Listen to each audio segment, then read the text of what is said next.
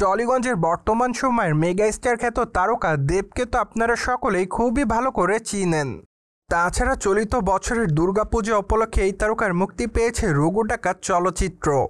চলচ্চিত্রটিতে তার বিপরীতে অবশ্য অভিনয় করতে দেখা গিয়েছে ইদিকা পালকে। পাশাপাশি অবশ্য চলচ্চিত্রটিতে আরও অভিনয় করেছে অনির্বাণ। তাছাড়া চলচ্চিত্রের গল্পটি মূলত ব্রিটিশ বিদ্রোহীকে কেন্দ্র করে।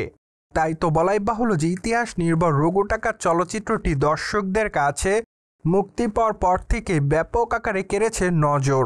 তাছাড়া আপনারা হয়তো অনেকেই জানেন যে চলচ্চিত্রের বাজেট প্রায় 10 কোটির কাছাকাছি, কিন্তু চলচ্চিত্রটি মুক্তি পেয়েছে প্রায় 6টা দিন হয়েছে। তাই তো বর্তমানে দেব ভক্তদের মধ্যে অনেকেই জানতে চাই টলিগঞ্জের তারকা দেবের রঘু ডাকাত চলচ্চিত্রটি 6 দিনে কত টাকা ইনকাম করেছে বক্স অফিসে। আনফর্চুনেটলি এই বিষয়টি নিয়েও চলচ্চিত্রের প্রযোজনা সংস্থা এখনও আনুষ্ঠানিক তেমন কিছু বলেনি। তবে বর্তমানে নানান মহল থেকে শোনা যাচ্ছে যে চলচ্চিত্রটি 6 দিনে ইনকাম করেছে প্রায় 4 কোটি রুপির কাছাকাছি। যাই হোক, চলচ্চিত্রের ইনকামটা প্রথম সপ্তাহে বেশ ভালোই যাচ্ছে, বর্তমানে এটাই দাবি করছে অনেকেই। কিন্তু এই তথ্যটি আসলে কতটুকু সত্য তা অবশ্য এখনও চূড়ান্ত করে বলেনি চলচ্চিত্রের প্রযোজনা সংস্থা। কেননা সম্প্রতি সামাজিক যোগাযোগ মাধ্যমে নতুন করে দেখা যাচ্ছে যে দেবের রঘু ডাকাত চলচ্চিত্র 6 দিনে ইনকাম করেছে 8 কোটি রুপি।